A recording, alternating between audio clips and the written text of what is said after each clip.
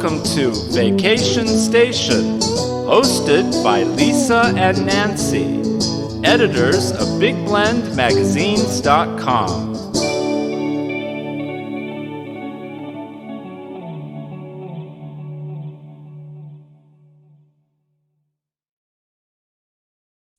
Hey everybody, welcome to Big Blend Radio's second Friday food, wine, and travel show with the International Food, Wine, Travel Writers Association. We love our second Fridays because we get to chat with the travel writers who are all members of IFTWA. We say IFTWA instead of International Food, Wine, Travel Writers Association. Such a big name, but it's a cool name, and they've got cool people that are all part of it. So if you're a destination, a writer, a photographer, blogger, winemaker, you want to check them out, go to ifwtwa.org. I was there. But today we're excited to welcome back travel writer Linda Milks. She's telling us about her big 5 wow moments in Jordan. I mean, that is an epic bucket list adventure. And she did it. You can see her story right on the homepage of blendradioandtv.com if you're listening right now when this airs live, second Friday of January here. It'll also be featured in our upcoming issue of Vacation Station Travel Magazine, so check that out. And also keep up with her at toastingfoodwineandtravel.com. So welcome back, Linda. How are you? I'm great. How are you? We're doing good. So Toasting Food, Wine, and Travel, you go to Jordan. Did you get to have some wine? Oh, yes, we did. The first night we went to actually a wine shop, and the winemaker, the family, it's a family place since I think about 1956 that have grown grapes. As a matter of fact, grapes have grown in the Jordan area for centuries. It's probably next to Georgia. It's probably the second oldest place to grow grapes. And so we met with the owner, one of the owner winemakers, and were able to sample his grapes. I think they have like 400 acres. It's like an enormous amount of grapes. And we sampled different wines, and we tried Akara too, which is a spirit that is known in Jordan, I think, in the Middle East. So it was, and then we went to his place called the Bar in the Back and had dinner. It was an outdoor place. Oh yeah, it was very cool. And we had small plates and paired with his wines. It was lovely. Oh, because I've heard that Jordan is really one of the most ancient places you can go for wine, and why not?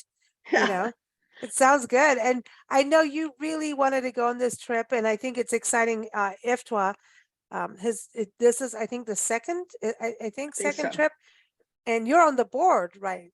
Yes. Of IFTWA. And so that's pretty big, getting this kind of trip together, getting the travel writers, getting everybody together to make it happen. Let's put it that way. Especially because your group, it's group travel. But I think now, like, a lot of people are going to go, like, you're going to Jordan. How did you feel as a woman going to Jordan? Did you have family and friends go, like, are you nuts going there? Like, I personally would go. You know, I don't care where I go. I'm going. I mean, I care, but I mean, I'm not going to let anybody tell me yes or no. And I think every place is dangerous and good at the same time. Just kind of been there, done that in my life. So you always have to watch yourself. I think that it would be more difficult if we would have gone to Israel and Jordan.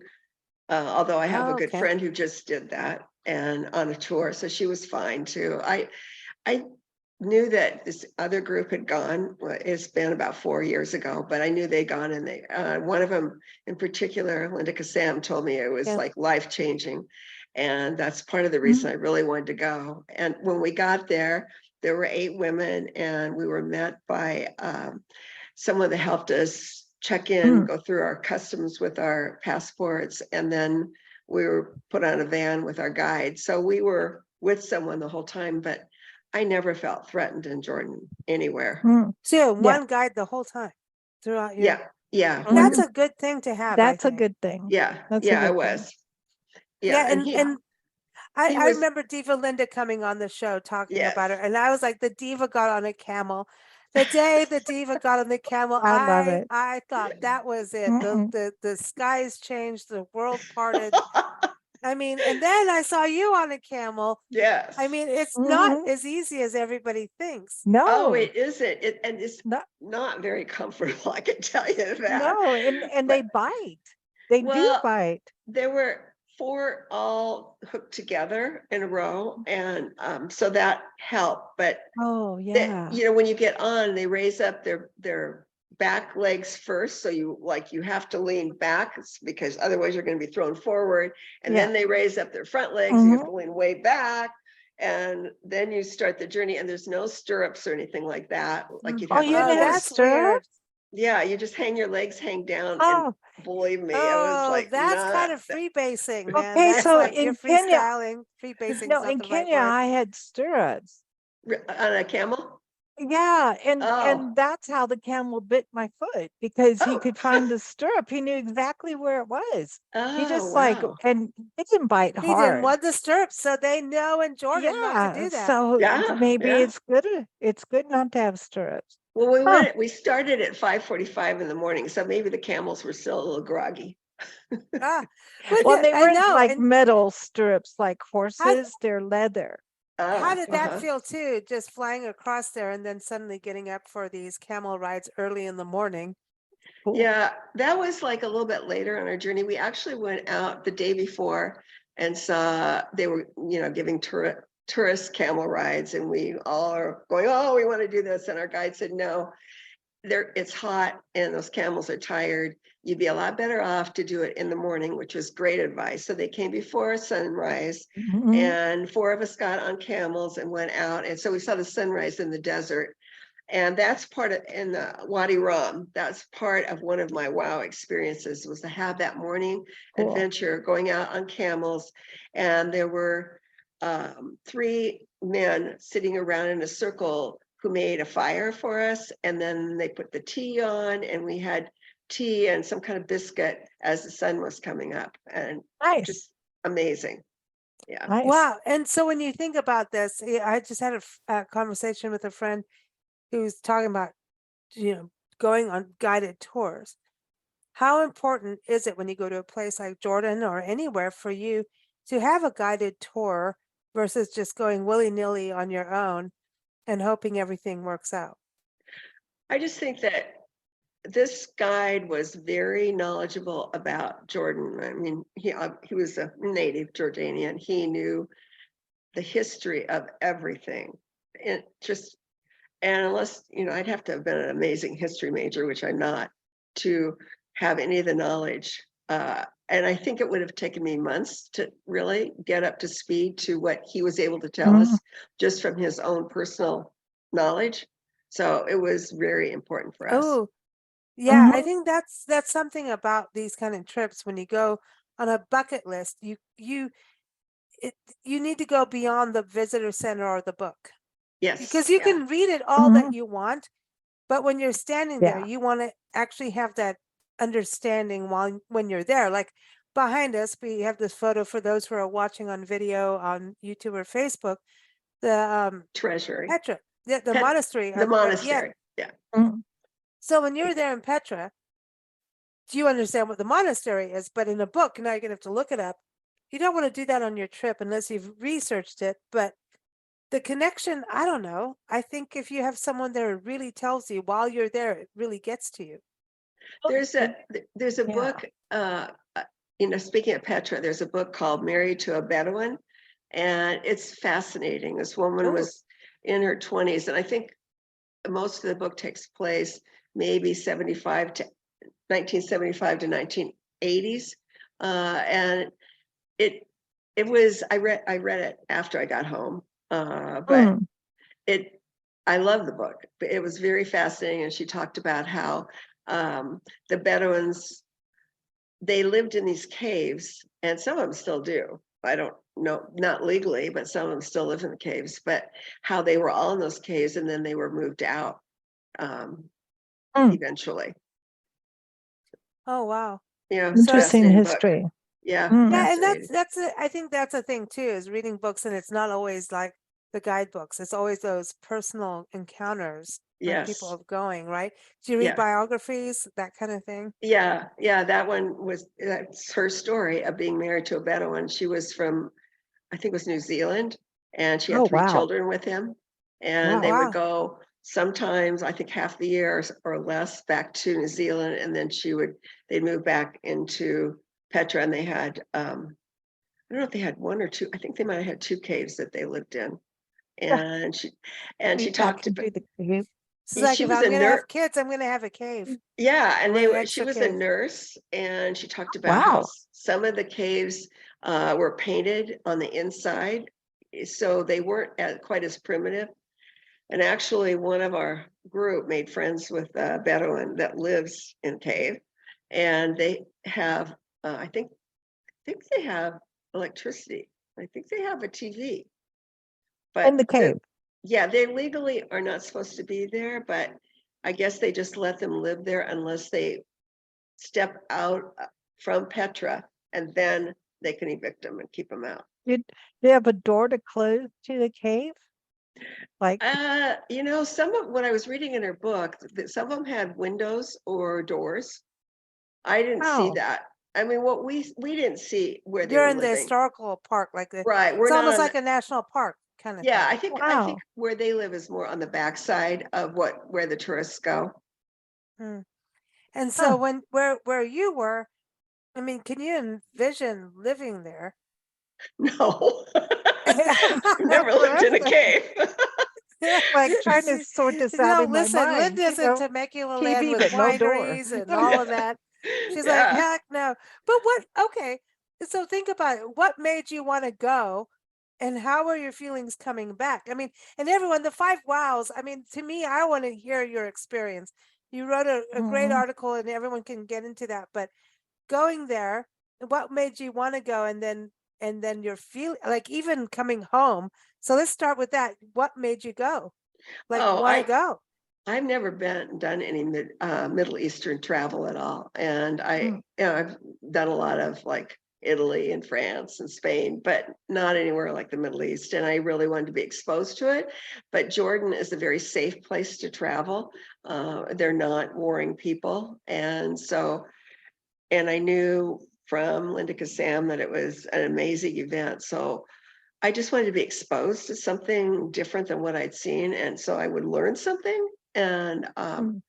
I always enjoy the food of the area. I haven't spent that much time in a desert, and that we spent one night in a what do you call it, a dome Mhm. in the desert, and The that was tent, yeah, like interesting a dome too. tent, yeah. Yeah, yeah, and they did have a restaurant there, so it was, it was made for tourists, but it was still interesting to be in the middle of the desert Mhm.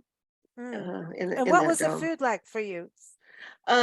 Well, That's the food, different, isn't it? yeah, the food actually their diet is very healthy. A lot of vegetables, a lot of and hummus. And we did get a little tired of the same. It seemed like the same food over and over and over again. Mm. But as far as healthy, very healthy and not that spicy or anything at all.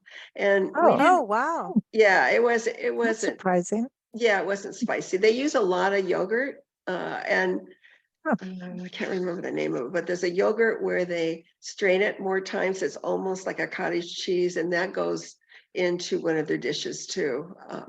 So you get that yogurt, that kind of a little bit of sour creaminess in Mm, different dishes, and parsley and um, you know tabbouleh that we're familiar with, Mhm. and the flatbreads. I don't, we call it pita bread. They have different Yeah. flatbreads, different names yeah. for Mhm. them. One day when we were out in the desert, we and it was a Bedouin area, and he took us to what was a luxury camp, Shara luxury camp, and which was amazing too. It's totally um, green and solar, and they use candles Nice. or at night. And yeah, it was Oh, you I got to see stayed- the stars, right? Yeah, and I Mm. would have stayed there in a heartbeat, but that wasn't part of our stay. But anyway, he took us She's to. like, dang it, come on, dude. I know, it was Mm. wonderful. I would go there. It was beautiful. But he took us to a tent, a Bedouin tent, and the Bedouin gentleman that was there made bread for us, and it was just made of salt, water, and wheat. And wheat's a big deal there. No, everything's wheat. So he made this bread, and then I think it was his mother cooked it outside the tent. So after he'd kneaded it and everything, she cooked it outside the tent. There was a hole in the ground. It had ashes, Cool. and then she Yeah. put the bread in, covered it with more ashes, and then That's when cool. it was done, she pulled it out and beat it to get the ashes off and brought it in, and we all loved it. I love it. That's With funny. See, that's tea. very like African to us. Yeah, that's from very our African. Yeah. experiences. Yeah, Nancy, doesn't that sound familiar? Yeah, I know. chapatis. It's fun. Yeah. Yeah. We used to have chapati, which is an Mhm. 11 Staple. like a yeah. And to this day, like you asked, like I don't even eat bread that much anymore. I'm like, we make tortillas all the Flatbread. time now Yeah. as we travel, especially easier.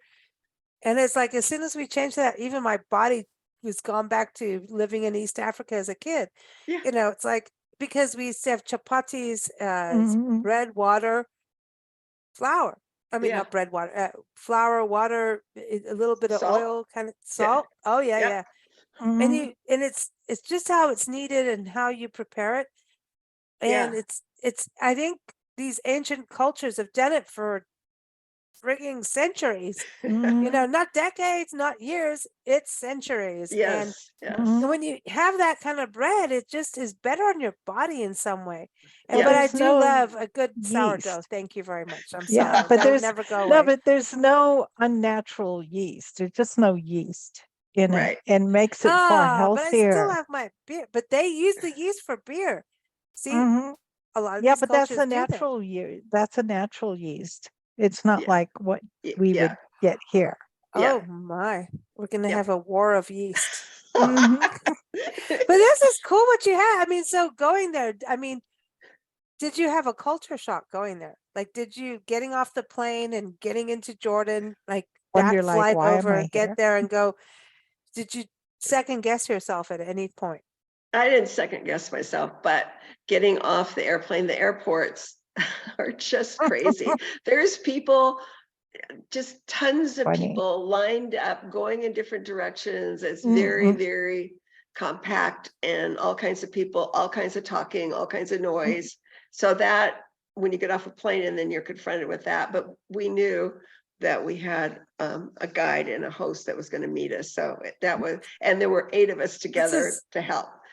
So That's a good point, though, to for Mhm. people going over, whether they're traveling solo or with guides, to expect it, to yes, prepare yourself. That's a Yes. really good Because tip. in Kenya, when it was time to board, the first time that I went, everybody started running. And so I'm thinking, what's wrong? Is there a bomb in the airport? They're running to the plane. And I didn't realize oh, that you had to run to the plane because you have a ticket, but as far as what your seat number is, nobody cares. So oh, if you don't run interesting. to the plane, then you get whatever seats left. Wow, wow. Yeah, so I was like, what? Well, So that's yeah. we flew on Royal Jordanian, and it was Oh. pretty, it was a little different than, I mean, I was in charge of seeing that everyone's tickets and everything was organized, and it was different because they put them, us, we didn't really get a formal ticket. We got a piece of paper that had our e-ticket numbers, and they were all lumped together. So we had to be together because we didn't have individual tickets. Wow. Oh Yeah. wow, yeah, because of doing Yeah. the media trip. Yeah, that's a Right. little different. But Yeah. So I'm that's different going. But what was it like Mm. on their planes? Even The planes were fine. I think the only strange experience I had was that, and I don't think it's just Air or Royal Jordanian. I think it's a certain kind of plane that I sat in the bulkhead, which I thought would be great. Well, they bring out a bassinet and they hook the bassinet onto the bulkhead. So, and I had a child who was probably 12 or 14 months that's sitting in that bassinet, sitting, because he was laying too some, but sitting, which is supposed to be for a baby, I think. And his feet are dangling, and I can't get out to go to the bathroom. I can't anything. I was trapped because I was next to the window. And Funny. Linda went into the bassinet. No. I know. It was like I could barely get the arm up for my tray or anything because the bassinet was in the way. But I think it's a particular kind of plane. I don't think it's necessarily Royal Jordanian. So I'm Okay. gonna not sit in the bulkhead again. That's Because he an cried. interesting thing. Yeah. Yeah, he That's cried the whole funny. time. So, No, cried and Oh, whined. I've had Yeah. those planes, and then you ask for a wine. I remember when we came over from, England to here, from oh South Africa to gosh, England to here, and I that sat was next to a so woman with funny. a baby that was crying, crying, crying, and she started like, shut up. And I'm like, you can't be like that to the baby, but I also want you to really shut up. And I'm not being mean to the baby. I mean, I understand it. Mm, We all are tired of this flight because we were Yeah. being delayed and all, like, where? And Yeah. so Yeah. we wanted wine. Nancy gets wine. I ordered wine and they asked me for my passport. And I said, oh yeah, sure. Give you my passport and I'll tell you I'm 19. And they looked at me like, well, you should know better. I'm like, what do you mean? I'm legal. No, not in this country. In In South South Africa, where I Africa, she grew was up, I legal was to legal. drink. And I'm like, I moved to a country that I'm not legal to drink. What? Uh-huh. And legal in South Africa pretty much means when you're 16 because Yeah. you can with family at that era. Yeah. Anyway, that was a long time ago. And so Mm. and Nancy sits there and goes, cheers to you, Ha, ha ha, ha, cheers. down the aisle. And I'm looking at her, she's like, ha ha, ha ha, and ha ha. Not even just one ha ha, just it Yeah. was like it was mean. But yeah, Well, eventually, I decided I need something I made stronger up. than I decided I need something stronger than wine. So I ordered a gin and tonic, and I heard Oh, the two flight attendants go, she wants a gin and tonic. whoa. So I guess that Oh, was a big Dude, deal. that's a oh, big deal oh. for a So woman. yeah, so That's a big Jordan, deal. because let's talk about that. So the alcohol Mm. thing. So wine is a big deal. So I mean, what was on menus other than food in regards to libations? Well, I mean, we were at hotels, so they did we paid for our own wine, which is Right. not unusual for an IFTA trip that you pay for. Mm. If you have alcohol, you pay for it. And so Right. it was on the menu. There wasn't a wide variety, but it was on the menu. There was also a drink, I think it's called lemonada, that I wish our tour guide had it one day. And I think it was either lemon or lime and mint, and it was like a slushy. It looked really interesting, but until we'd all ordered and things, we weren't aware that was one of the Oh, drinks there, so we didn't try it. But I have a photo of it. It's beautiful, and it sounds really good. You could put but some little so gin do you in think it's there. got like gin or something in there? No, Or no, because I mean, Oh, most he was Muslim, and yeah. they just Yeah. okay. don't drink alcohol. Mhm. So and there was a lot of tea everywhere we went, and the tea was Mm. actually very good. It was, Oh yeah. Mhm. yeah, I think it was hibiscus is what they use a lot, Oh, and so oh, it was really good. oh. I'm a Yeah, huge hibiscus tea That's fan. I nice. mean, it is so good for your Mm. body too. It's a very yes, It's really cleansing tea, nice. and it yeah, perks you up and it makes you happy. And when you look at a hibiscus flower, aren't you happy? I mean, hibiscus is happy, and they do it in Mexico too. yeah. Okay. Well, we started out as a group being leery of drinking water, and I still don't know about the water part of it. But then, well, maybe we shouldn't be drinking tea, and then we didn't want to be, unkind So to our basically, hosts. you all just drank wine the entire time. No. We drank bottled water. But then as we got more into the trip, then we started drinking the tea, and we all seemed to be fine. Yeah. Because See, it's I think because boiled. it's heated. It's The heated. water's It's boiled. Yeah. Yeah. But that's the thing you don't know. And that's why we want to have these conversations is for Mhm. people to understand. I don't want to ever scare people of travel, but if you're over paranoid or over scared, like you're not going to have a good trip. You know what I mean?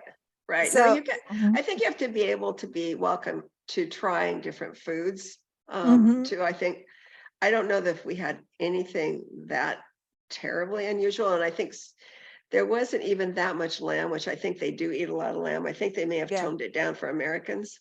And I'm fine with lamb, and we didn't have goat, which I think is a pretty common thing there too. Yeah, we're Mhm. used to that too. Yeah. And also, that's the thing. I think that nowadays, going international, you can go get the food that you're used to in America because we've become such a global society, which is wonderful. We have Yeah. so many more food options through it and more friends of Mhm. different cultures that can teach us different things. And so when you go to a different country like Jordan, which is on that list of Mhm. remote and bucket list, we all want to go. And it, I think, if we've tasted some, we can get our senses kind of stimulated and ready. It's never going to be perfectly the same once you're in the country because their ingredients are not going to be the same. I mean, they're just doing the best they can in this country to be Jordanian. I mean, we've had Jordanian musicians on our show and stuff over the Oh, years. cool. It's very rare that we get someone Lebanon and Jordan are kind of the two, and Israel, of course, we've covered for years, and that I don't want to go into that drama, but that's their drama. It's not Yeah. ours, and I feel for people in war and things, but um When you're I think talking about musicians, that one of my other experiences was that Through Local Eyes. And no, yeah, yeah, and it was a sister there's a and tour brother. company, yeah. Yeah, it was a sister and brother. I think he was 27, she might have been 24. She was dressed in very American jeans and things like that. And she didn't have a hijab on. She said when she went to visit her parents, she wore one just out of respect to her parents. But I don't think in daily life she does. And she had just graduated from college, which is really Yeah. wonderful to hear. Mm. That happened. And that was in Amman is where they were. And they did, at the very end, they did a little rap for us of a song that they loved that was Jordanian. They played the music, and then together, we saw them both go like this, the brother and sister back and forth when they did the rap. And it was a song about their country. It was Oh, so wonderful. nice. So that's the thing. So we're at a change then.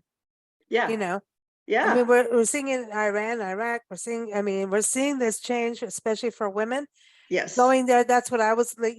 I bet people are concerned, like going over to Jordan at this time as a woman, especially. Mhm. So you felt okay and felt safe? Yeah, we went to two different, most of the time you see men everywhere, not women on the streets. In the Mhm. hotels where we were, there would be a couple of women working in the restaurant area, but mainly it's all men. But we did go to two restaurants, I guess is what you call them. They were homes where they served us meals, and they do this for tourists. And it's a way for them, these women, to earn money and establish a little bit of their own independence and help pay for their kids' college and things. So one of them Hmm. was the first one in her area to do it, and then she has 15 women who now do that too, and they come to her facility where she serves, and we ate outside a beautiful picnic area with the cat on the table. Oh, now you're gonna feel at home with the Cool. cats are Right. everywhere. We could all, Right. and they're in Yes. Petra too, by the way. Yes. Oh, I know. I've got photos of them, Petra. But anyway, she also has a little gift shop. So they would make canned goods, and there's bracelets, there's rugs, things like that, that these women have put in the shops as a way for them to earn money. So they're it's still cooking, it's still in their homes, but it's a step for sure in Mhm. their being able to have their own businesses. That's Oh my awesome. gosh.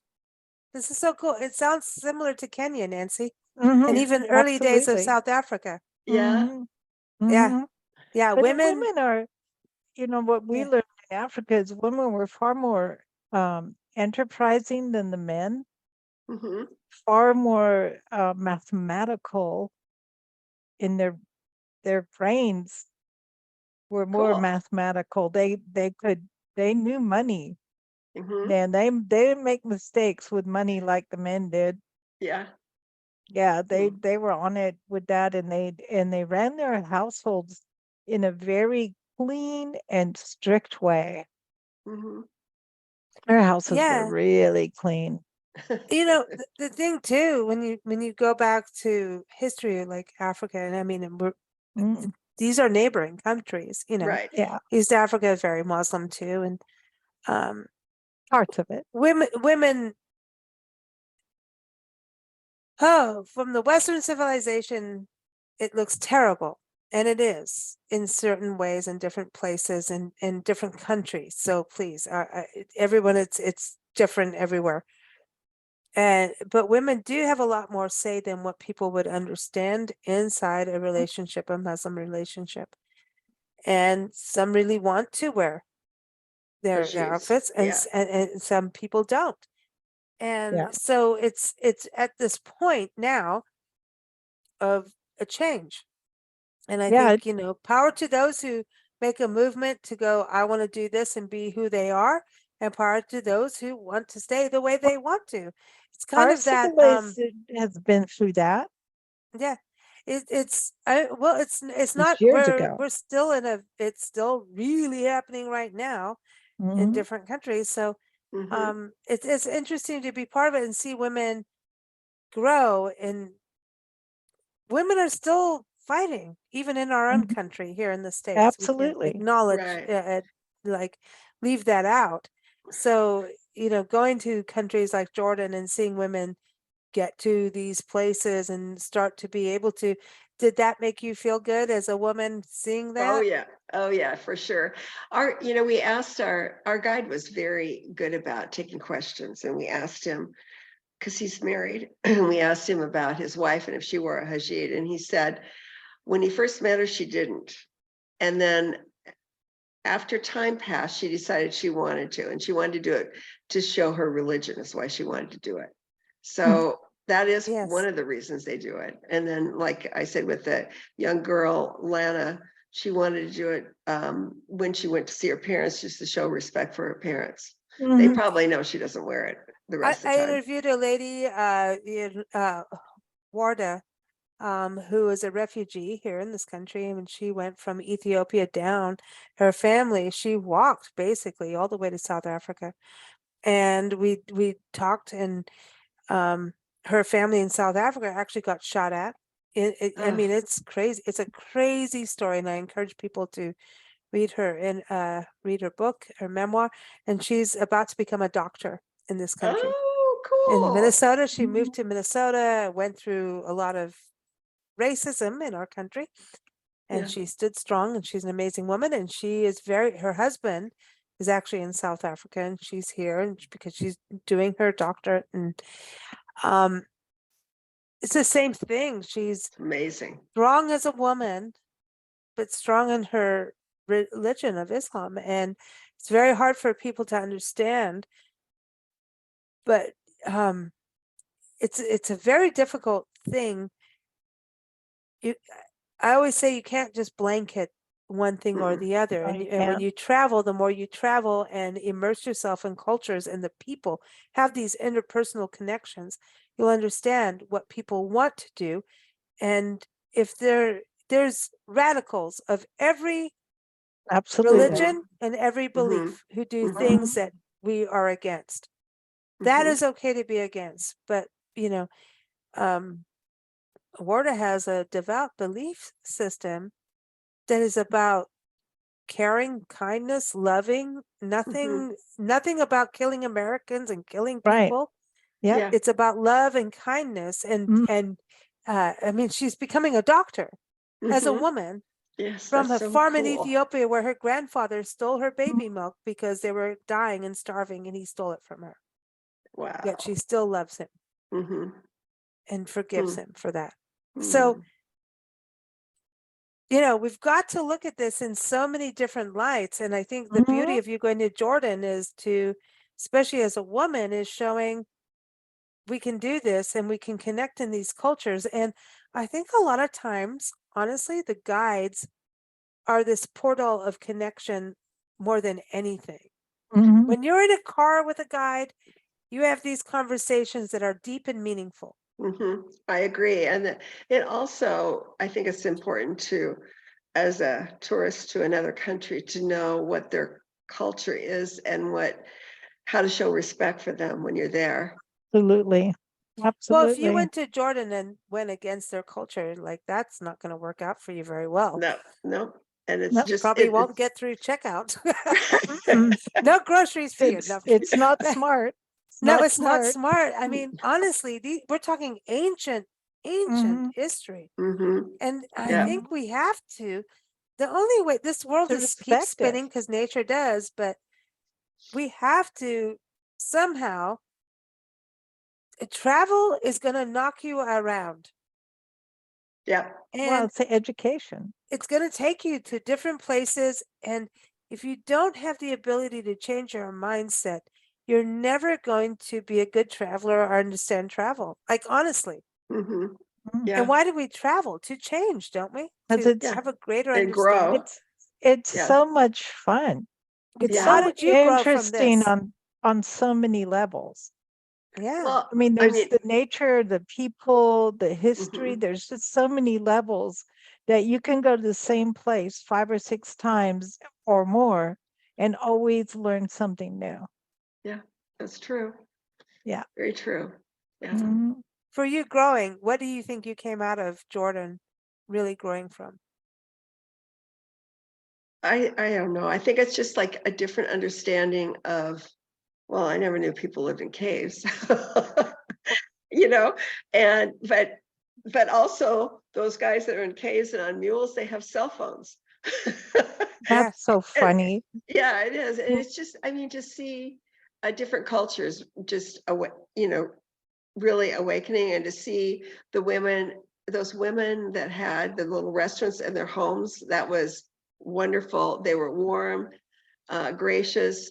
I'm impressed that they figured out a way to make a business for themselves Yep. in a country where that didn't exist before. I was very impressed with that.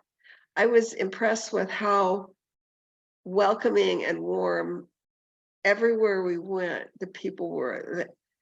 The last place we stayed at was the Hilton Dead Sea Resort and Spa.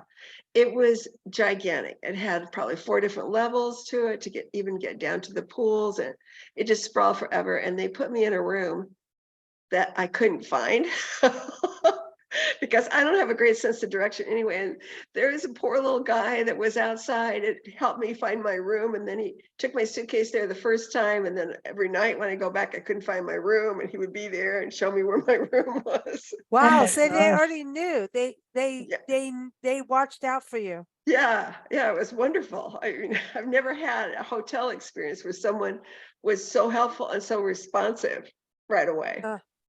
Wow. And so, Cool. and then going through Jordan, like accommodation wise, what was that like for you? I know going to your final hotel, but what was it like? I mean, did you sleep in a cave? No, I had to ask. I Mm. know, Come on. luckily for us, we had probably 5-star hotels. We stayed at 2 Movenpicks, which I'd never heard of before, and they are gorgeous. They're decorated just like the country where they are, very lavish. They've got fountains inside. So, and then the breakfast buffet in particular went on and on and on, like a whole wall probably of desserts. And the one interesting thing, I mean, it was all interesting, but the whole thing of vegetable salads, the whole thing of, like meats and cheeses and several kinds of yogurts. But the last place we stayed, which I think was, no, it was at, I think Movenpick in Aqaba, they had this big copper pot with a big handle in it and some little plates around it. And I asked the chef what it was, and it's called fool, I think is how it's pronounced, F-U-L. And it's a bean dish that's mashed up, and that's a breakfast dish that's served in more, in several Middle Eastern countries. And then you had all these little toppings that could go on it. Oh, So really? that was that had tahini, it had Ooh. olive oil, of course, and I don't remember all, but all kinds of toppings that could go on this fool, which is their So what they eat for breakfast isn't necessarily, cereal. It's a little more interesting. And we did get to see that. That was nice. We And did go to a cooking did kitchen you too. taste it? Did you taste it? Yeah, I did. Yeah, I took it. It's Yeah. just kind of bland. It Yeah. needed Mm. the things to go on top of it, like the Yeah. olive oil Mm. everywhere, which is fine with me. And the tahini was good on it. Yeah, I did. Oh, cool. So you said a cooking school? You went to a cooking school? Yeah, we went to a I think it was called something kitchen, a cooking kitchen. And so we were divided. Our group stayed together, but there were probably 4 other groups that were at tables of 8, and we made different things to eat. And we made tabbouleh at our table, something Cool. like Oh. tabbouleh. And there Nice. was one that made a bread, some kind of a little pastry. And then what else? Well, we had a variety. We made a dish too that was, I don't really know what it's called. It has hamburger. I've got the recipe, but it has hamburger on the bottom, and then they put potatoes and tomatoes on top of it. And Ooh. yeah, it was good. Very good. That sounds good. Wow. Mhm. So is Yeah. that the Galsums? Galsums? Gal. Go, I can't pronounce anything in your article. So no, I no. don't know. No, Oh, no it was offense to the called, Jordanian peoples. I'm just saying, I until I get there, I I'll know. probably not really get it. I think it's Gulsum's Kitchen, but I'm not Balsams. positive. Oh, Gulsum's. No, Galsums, it was called Galsums. It was called Petra Kitchen. That was actually a facility where people go to and prepare their own food. At Gulsum's Kitchen, we walked in. She greeted us with this big smile. She had her hijab, her whole robe on in blue, very pretty. Invited us into her home. She had low pillows on the floor and a low table that we all sat around. And she brought different dishes to us, like tabbouleh and steamed tomatoes are a big thing there for some reason. And that was one of the things that she brought. And she brought this dish that is yogurt and chicken combined. It's a yogurt that's strained twice, and the chicken Uh-huh. and rice, and that's a main dish of that country. And then she did Oh, she did another dish. It was in a big pan that looked like maybe the size of a small tire or something. It had sides on it. It was round, and it had pastry dough, like not let's see, it had like a Greek pastry dough, like baklava has on the outside of it, and then inside it had chicken and onions in layers ooh, inside.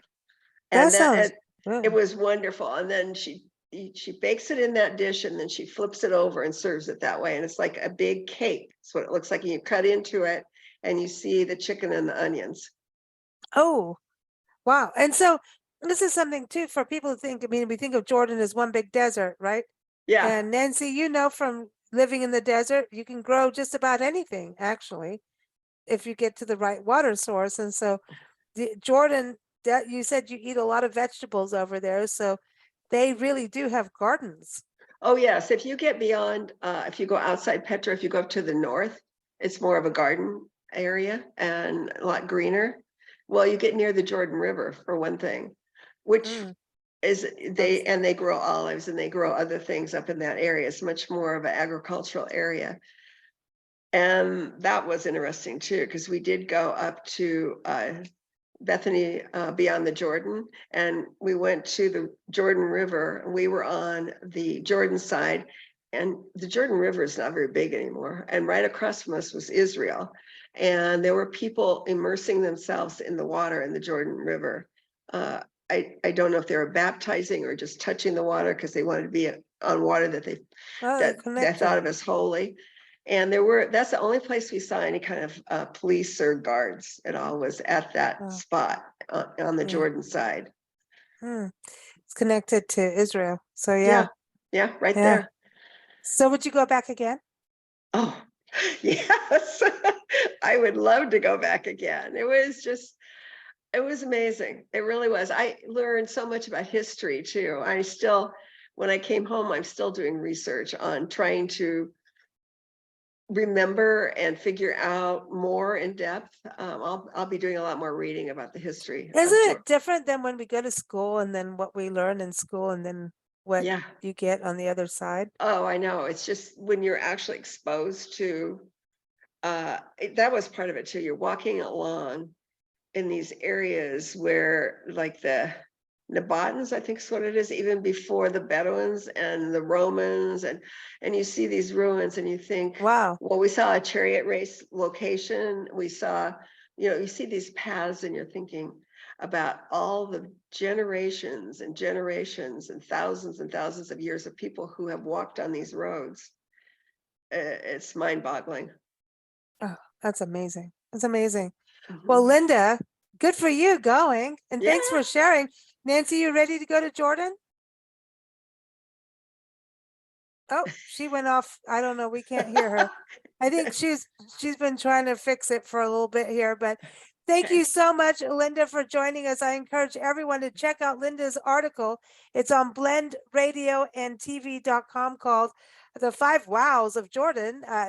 So just type in Linda Milks or type in Jordan, 5 Big Wows. And also you'll see in our upcoming issue of Vacation Station Travel Magazine. And also we want to give a shout out to IFTWA, the International Food, Wine, Travel Writers Association. You can go to ifwtwa.org. And Linda, I'd say, that's a big shout out to being a member of IFTWA. You get to go to these Yes. kind of destinations. You have to Yes. apply for them, be accredited, all of that stuff. There is a process, but would you say that's one of the big highlights to being a member? Oh, yeah. And I think IFTWA is one of the few groups that has media trips available. And right now I'm the media trips chair for the year, and we have 2 media trips up already. So, and we're going to do a lot more. That's it. That's it. So if you're a travel writer and a photographer, author, check it out. Destinations too, to get on board, right? So that's a big deal. So ifwtwa.org, and of course, keep up with us at bigblendradio.com.